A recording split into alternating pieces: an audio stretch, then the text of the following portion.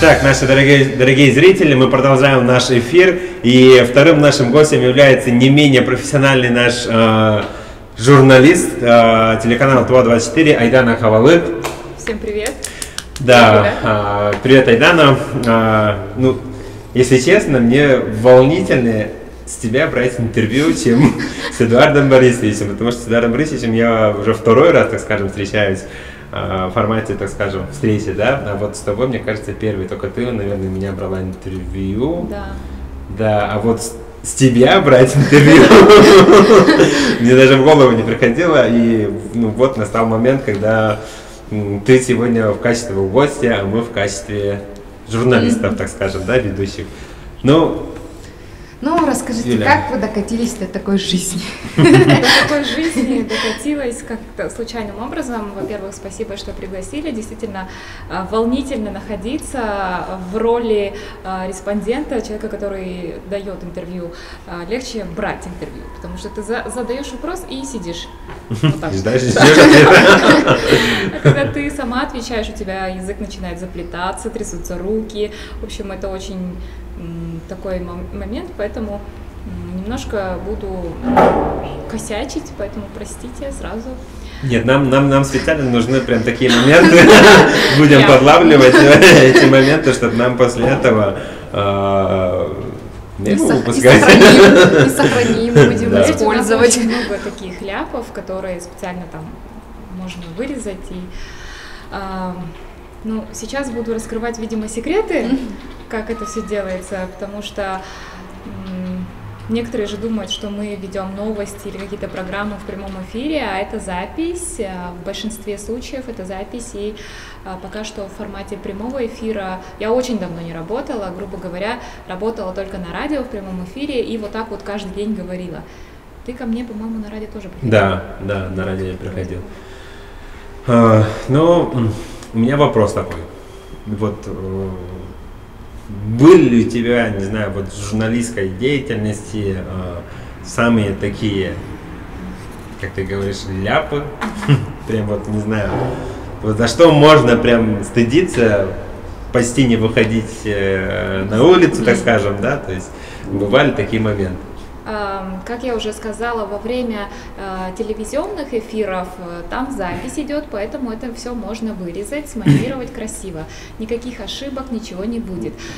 Главное там внимательно сидеть и пересмотреть вот эту запись. А во время прямого эфира на радио у меня были такие ляпы, и у моих коллег тоже частенько так бывает, что ты забываешь выключить микрофон, ты за кадром как бы говоришь уже в обычной жизни, да, ты с эфира вышла, думаешь, а ты не вышла, а ты там говоришь: эй, дайте там, не знаю, чайник поставь, там, можешь даже с полу такими нецензурными выражениями.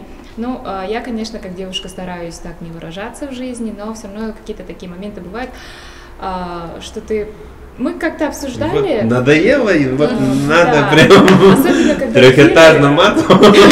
Особенно, когда эфиры в 7 утра. Если ты помнишь, да, я работала с 7 утра, будила город, доброе утро каждый день говорила, и 4 часа в прямом эфире говорила. В такие моменты иногда думаешь, вот я еду в 6 утра на работу, и как это уже вот так вот. Ты думаешь, я, как обычные люди, хочу в 9 приезжать, и как-то так случилось, что, да, телевидение, слава богу, работает с 9. Самый такой момент — это когда на радио мы до такой степени, ну, радио у нас развлекательный контент был, тогда, сейчас, наверное, так и продолжают ребята, мы как-то сидели с Настей Дресвянниковой, и это была зима, у нас даже голоса почему-то путали во время эфира, и как-то хохотали, докатились до такой темы про сажу, естественно, да, зимой, что вот у нас такая сажа, а в чем же проблема? Ну, в том, что люди сами топят. Я почему-то выдаю, что может это все из-за одной большой трубы, которая у нас ТЭЦ, Но там не труба слово было, там ужасное слово было. Я сказала, у нас в Кызыле есть одна большая дырка. Из-за этого мне было так стыдно, что я вообще не хотела выходить. Потом после каких-то песен надо было еще выходить, там хотя бы попрощаться. А я уже все сказала, и, наверное, Трацан меня там не услышал, слава богу, никаких жалоб не было. Вот, очень было стыдно. Да, а вот про эти ляпы тебе сообщают кто-то, в смысле, ну, не знаю, есть радиослушатели, когда, не знаю, я даю интервью радио, мне начинают уже писать, о, я там тебя слышу, там, не знаю, ты там на радио говоришь, начинают писать, звонить. На радио у нас был постоянный слушатель, он даже добавился к нам, ко всем ведущим в друзья, там писал нам, ребята, плохой звук здесь, то-то, то-то, постоянно подсказывал, помогал нам, и мы очень благодарны ему за обратную связь, он вообще слушал нас из Хакасии, потому что радио было онлайн, и можно было просто через интернет слушать из любой точки мира. Я наших ребят тоже слушала, будучи в Новосибирске в отпуске, например. Вот этот молодой человек с Хакасии, он постоянно записывал наши ляпы, шутки, ну, грубо говоря, и скидывал нам. Ты сказала, что ты убьешь во время прямого эфира, убьешь своего соведущего. Я такая, да, я так сказала, я не помню, это просто было в таком порыве хохота, и поэтому такие моменты он всегда скидывал. Вот. А как вы думаете, почему он это вообще делал? А я не знаю, он объяснял это тем, что раньше ведущие так себя не вели. Они более сдержанные были, более воспитанные, может быть, а мы там хохотали уже. Ну, это совсем другое время было. И, как я уже сказала, это развлекательный контент, а здесь телевидение — это новости, это все серьезно. Тут нельзя там, ну, чуть-чуть хохотали, помнишь? По утрам. Да. Так, друзья, напоминаю о том, что вы можете задать прямо сейчас же в комментариях вопрос к Айдане Хавалык. Можете даже прям, вот, не знаю, самый каверзный вопрос ей задать. И, не знаю, Айдана, наверное, постарается ответить. Никуда не убежит. Да. А мы будем ее допытывать до тех пор, пока не даст ответ. Да. Окей. Что сложного в этом вообще в журналистской деятельности в целом, да, то есть, не знаю, кроме того, что вставать в 6 утра, есть ли какие-нибудь самые такие экстремальные съемки, не знаю, выезды. Да. Вообще, да, работа у нас, график не нормированный, то есть мы можем в 6 утра выехать в район, в Кажуны, командировки постоянные, ты должен быть всегда налегке, постоянно следить за своим здоровьем, в том числе, чтобы не подводить команду. Например, если тебе вечером сообщают, что ты завтра едешь туда-то, в отдаленный Кажун, район, ты можешь найти себе замену, если там коллеги согласятся с тобой, но если ты не можешь, ты вынужден поехать, даже если у тебя температура. Вот я так ездила, после командировки приехала, слегла на месяц, грубо говоря, то есть это иногда изнашивает иммунитет, здоровье, немножко вот надо беречь себя. Постоянные съемки и в жару, и в стужу, да, то есть неважно, сколько градусов на улице, ты стоишь на улице, снимаешь. Это касается в первую очередь операторов, потому что оператор дольше находится на улице. Корреспондент, который вот с микрофоном спрашивает, задает вопросы, берет интервью, он может, я, например, могу в машине сидеть, согреваться, или в жару уйти в тенечек, а он будет стоять бедный снимать. Поэтому всегда надо подкармливать своего оператора, задавливать его. Не знаю, они такие ребята у нас тоже добрые. В общем, вот такие моменты есть. Кроме этого, кроме таких природных условий, есть сложности в общении с людьми. То есть в журналистике, в телевидении лучше работать работа подойдет таким людям, которые любят общаться с людьми. Они немножко психологи, грубо говоря, да, когда ты берешь интервью, ты предположительно копаешься в жизни, в душе человека, и ты начинаешь, если это, конечно, не про работу. Если про работу человек рассказывает, там ничего сложного нет, и человеку комфортно рассказывать про то, что он делает.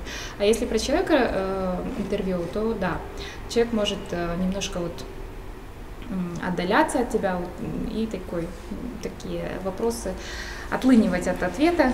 Таким образом, ты понимаешь, какой вопрос ему некомфортен. Но это все заранее обговаривается, поэтому такие моменты редко происходят. Все. Ну, вот если, вот, не знаю, экстремальные, не знаю, съемки, которые там вы снимали с оператором, брали интервью, не знаю.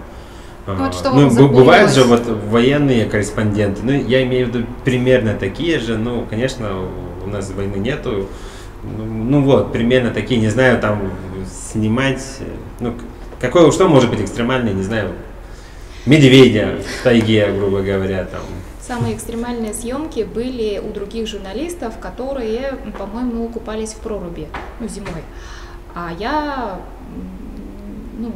такого не делала. Купание в проруби — это экстремально?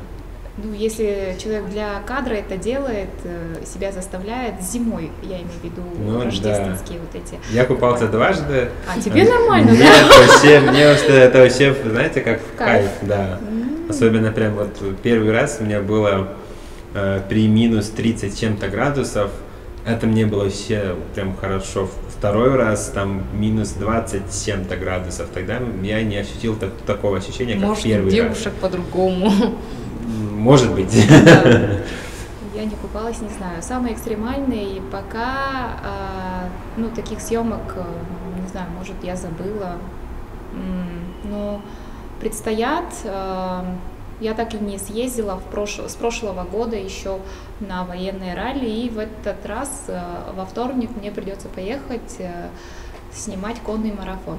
Но это прикольные съемки, то есть это я не буду на коне кататься, там запрещено это все делать, но самое приятное, когда ты садишься вместе с героями, например, там мой оператор улетал на самолете, когда мы снимали парашютистов, а мне сказали, ты не полетишь, места нет. Очень хотелось, на самом деле, очень хотелось. И такие моменты делают работу журналиста такой насыщенной, яркой. И, конечно, хочется побольше снимать о людях, которые имеют такие профессии. Поэтому все впереди. Тогда оператор тоже прыгал вместе с парашютистами? Нет, он не обучен был, он не прыгал. Это прыгать с парашюта — это тоже один из моих, так скажем, планов. Я надеюсь о том, что скоро, наверное, сбудется. Да, сбудется. В начале эфира вы сказали, что случайно стали, да, журналистом. Вот как это произошло? Вот случайно это как? У нас есть шанс случайно стать журналистом? Да, именно случайно. Есть, я думаю. Журналистика сейчас вообще стала такой сферой, куда могут попасть люди абсолютно разных профессий, если главный, грамотный человек, да, грамотный, он хорошо пишет, хорошо говорит, хорошо выглядит, то есть харизма есть. Человеку, если нравится эта сфера деятельности, неважно, какое у него образование, профильное, не гуманитарное, не журналистское, он может этим заниматься. То есть, если работать над собой, то все прекрасно получится. Я случайно попала в плане, всегда проводила мероприятия, и на радио меня однажды пригласили в качестве, я была организатором мероприятия, и меня пригласили тоже как бы гостя. Мы там рассказали немножко о своем мероприятии. Тогда предложили помогать с переводами на тувинский язык. Грубо говоря, рекламу перевести, вот такие маленькие тексты, потому что на радио «Голос Азии» работали только, по-моему, русские ребята, да, и им нужен был человек, который туда-сюда переводит. Вот, я периодически переводила, потом они предложили мне делать программы на тувинском языке, то есть записывать программы и выпускать. Я там полностью на живой эфир не выходила, это все было в записи и было легче. Когда начали предлагать сесть уже на живой эфир, меня просто трясло. Вот эти эфиры слушать мне потом было очень стыдно, потому что я там экаю, мекаю, очень долго говорю и вообще какую-то чушь несу. Поэтому это чисто такая тема, как-то вот так получилось. Вот так вот. Вам не страшно быть журналистом? А то бывает же так, что вот следят за человеком там, ну и тому подобное. Не страшно? Следят за человеком, ну пусть следят. Что поделать? Ну да, есть у нас, конечно, такие моменты, когда тебе говорят, ну, руководство, да, что ваши лица, по крайней мере, люди знают, что вы вот такие программы ведете, поэтому вы лицо канала, не дай бог, вы там попадете в какие-то передряги, нельзя куда-то ходить в неположенные места, нельзя нарушать закон, естественно, нельзя какие-то такие действия совершать, которые будут компрометировать твой канал, все. Ну, то есть там тоже получается, ну, конечно, если я тоже был ведущим, я бы тоже за свой канал был бился. Да. Ну, у меня вот всегда, я задавался таким вопросом, вот когда журналист идет снимать там какое-то мероприятие, да, может, ну, возьмем условно мероприятие, ему дают изначально, там, не знаю, сними вот это, вот это, вот это, вот это, либо это решают оператор вместе с журналистом. Да, есть два типа съемок, то есть, которые сверху приходят, есть второй тип, который ты сам инициируешь. Ты можешь выбрать любую тему, которая актуальна. Например, видишь, ну вообще снимать надо то, что вот сейчас актуально, например, где-то что-то произошло, какие-то конфликты у людей, и им нужно решение этой проблемы. И ты едешь туда, естественно, вот так вот разбираешься в этой ситуации, спрашиваешь у людей то-то, то-то, то-то. Это такая оперативная немножко съемка. А есть вот такие съемки, которые от руководства даются.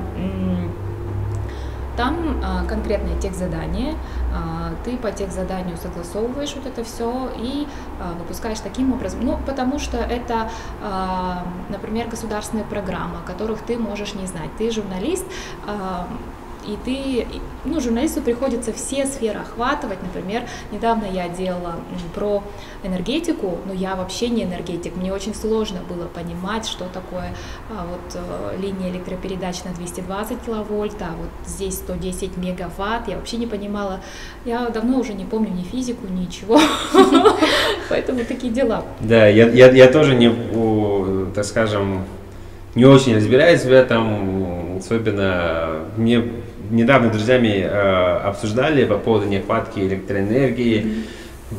Вроде бы провода везде есть, все нормально, но... У нас, мощностей не хватает. Да, ну и, соответственно, решает вопрос дополнительное строительство электролиний, да, и так далее. То есть, вроде бы, вот мне, как бы не энергетику, кажется, все хорошо, вот, свет, все нормально, ну, а оказывается, у нас еще есть вот такая вот проблема. Ну, то есть это я тоже себе недавно открыл.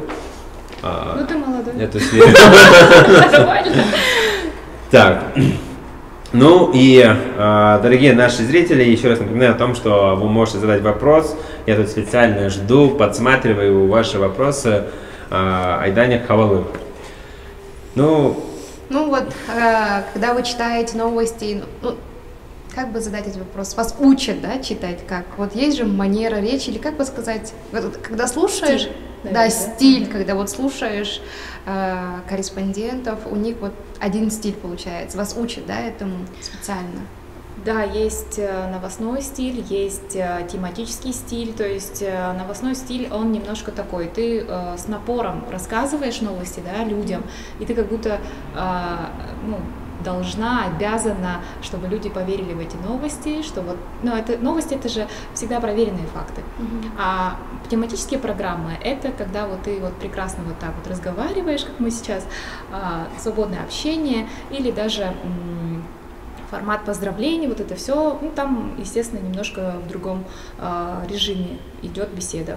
Вот и все. Иногда вам сложно сдерживать свои эмоции, когда вы что-то рассказываете, вот в новостном формате, допустим?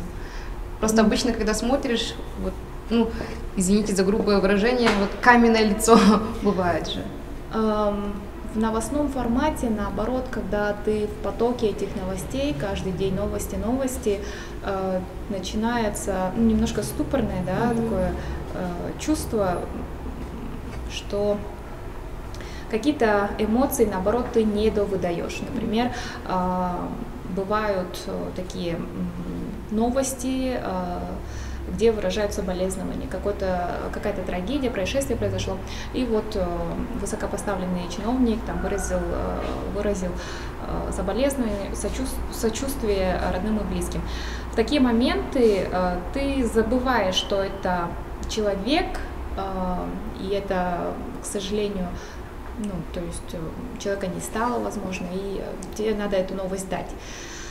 В такие моменты ты можешь просто вычитать, не только в моменте читки, скажем так, понять.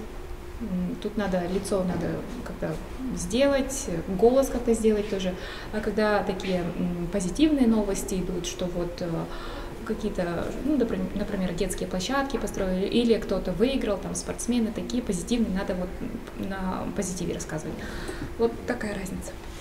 Вот у нас Джалкарма Широп задает вопрос. Здравствуйте, кем вы мечтали быть в детстве?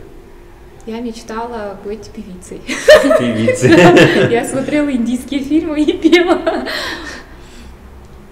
Джалкарма, привет, она с Байтаги. Я у нее брала интервью. Да? Да, это гость моей программы. У нее необычное имя, поэтому я запомнила. Ну, сейчас дома поешь в душе или как? Караоке. Караоке? А можешь спеть? Мы готовы исполнить твое желание детское, стать певицей. Индийскую песню. Да, Джимми. Нет, спою как-нибудь Потом. Значит, у нас... Мы приглашены на пятничный вечер, да? Ну, а вот на сегодняшний день какое твое хобби? Вот в свободное время, вот кроме работы, чем вот, не знаю, надо, отвлекаешь себя с работы, потому что все равно работа журналиста, он же работа прям такая сложная, в плане эмоционального даже, да, то есть да, вот как ты себя вот восстанавливаешь себя, так скажем, после работы? Вообще, я думала, что я интроверт, и всегда любила закрываться одна дома. Ну, то есть устаешь от людей, грубо говоря, устаешь постоянные гости, постоянные контакты с людьми, общение, где ты как ведущий, как интервьюер, немножко, грубо говоря, со всех сторон вот так вот своего гостя как бы обволакиваешь, ты тратишь свою энергию. Людям кажется, что такое общение, оно дается очень легко, потому что кажется, что легко, через телевизор не ощущается, что вот здесь человек волнуется, сидит, что он отдает полностью энергию. Это как артисты, да, которые выступают на сцене, они полностью выкладывают вот свою энергию. Точно так же на телевидении ты полностью как будто выступаешь, рассказываешь и боишься что-то лишнее сказать, неправильно сказать, не знаю, обидеть кого-то. Поэтому, как я отдыхаю-то? Отдыхаю я в целом... В караоке, да? В караоке тоже люблю отдыхать. Дома люблю смотреть фильмы, иногда хожу в спортзал, но очень редко в последнее время. Читаю, стараюсь. Я сейчас только начала читать семитомник и вообще никак не могу вникнуть. И для меня история очень сильно сложно дается. Но надо. Увлекаюсь буддизмом, слушаю лекции, например, то есть и читаю книги тоже, своим друзьям советую читать эти книги, они замечательные. В целом уезжаю к родителям, к бабушке, там огородом немножко, вот тут, вот такие дела, все. Интересная у вас жизнь. А вот какие книги вы любите читать, вот жанр? Вообще, когда хочется ну, сейчас время такое, все увлекаются саморазвитием, всем интересно прочитать там книги, например, «7 навыков высокоэффективных людей». Я такое уже не могу читать. Такой информации по поводу саморазвития, марафонов, личностного роста очень много, что меня уже немножко от этого, ну, отталкивает это все. И мне легче читать художественную литературу, например, Ремарка. У Ремарка все герои, естественно, военного времени. Ты читаешь и понимаешь, как хорошо, что мы живем в мирное время, что тогда вот герои скитались и жили в таком режиме. Вот, Айдан, давай там вот топ-3 книги, которые ты посоветуешь нашим зрителям. Вот, по твоему мнению, топ-3 книги. Если вы хотите книги профессиональные, именно как расположить человека к себе, ну это немножко психология, наверное, то есть книга «Как влюбить в себя любого». То есть ты можешь прочитать эту книгу, это как немножко НЛП, наверное, да, что-то такое, когда ты просто учишься манипулировать человеком каким-то таким образом. Эта книга помогает, может быть, кому-то в личной жизни, а мне она помогла на радио, когда мне надо было расположить к себе человека. Вот. Следующая книга, как я уже говорила, по буддизму есть замечательные книги.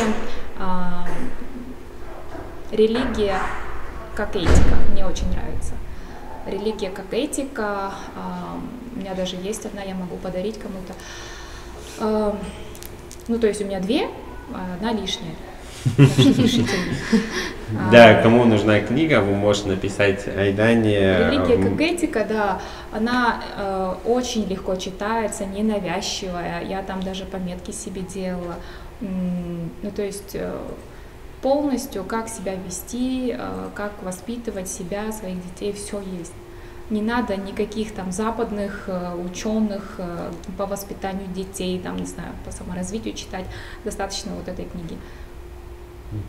Третья книга, я не знаю, ну давайте скажем все-таки Урян Хай, потому что мне она тяжело дается. Надо 7-томник все-таки закончить. Они вот такие, каждая. Вот. Мы проверим, когда вы дочитаете. Да, на следующий эфир расскажешь прямо Урян Хай. Я не дочитаю. Нет, я имею в виду следующий эфир с тобой. Как-нибудь, на следующей неделе, через 3 месяца пригласим, либо через полгода. Ну, можешь, если что, сообщить, там, как дочитаешь. Так. Вот, давай у нас последний вопрос. Ну, то есть тут у нас вопросов пока нету. Последний тебе вопрос, даже не вопрос, а, наверное, такой, твои рекомендации для ребят, которые хотят стать журналистами. Вот, что ты можешь рекомендовать, ну, то есть, твои рекомендации. Сейчас жизнь, ну, с появлением интернета, она стала такой, да, что популярным стать очень легко. Мне очень хочется пожелать молодым ребятам думать о будущем своем, прежде чем что-то выкладывать. Что-то говорить, то есть ответственность все-таки она должна исходить от человека, даже если ты молодой, даже если ты немножко не понимаешь в этой теме, надо все-таки думать о будущем и сдерживаться, поэтому... А в целом, если практически такие советы в журналистику, нужны разносторонние люди и, конечно же, учить языки. Ну, то есть грамотность играет роль. Если ты очень хорошо говоришь, но пишешь с ошибками, к сожалению, это тоже будет мешать. Тебе придется просто учить язык, запятые ставить, вот это все, окончание нормально проговаривать, это все нужно знать. Я очень благодарна своим учителям русского языка, тувинского языка, что они заставляли нас Мне всегда очень нравилось учить русский язык, мне всегда, ну, в детстве же играют люди, да, там, я с детства вообще всегда в семье говорим на тувинском. И, конечно, когда очень долго говоришь на тувинском, тебе сложно говорить на русском, а когда наоборот, тоже такое происходит, поэтому 2 языка. Если, по крайней мере, в России, в нашей республике живем 2 языка, если вот куда-то планируете в международную журналистику, то еще хотя бы английский. Вот такие.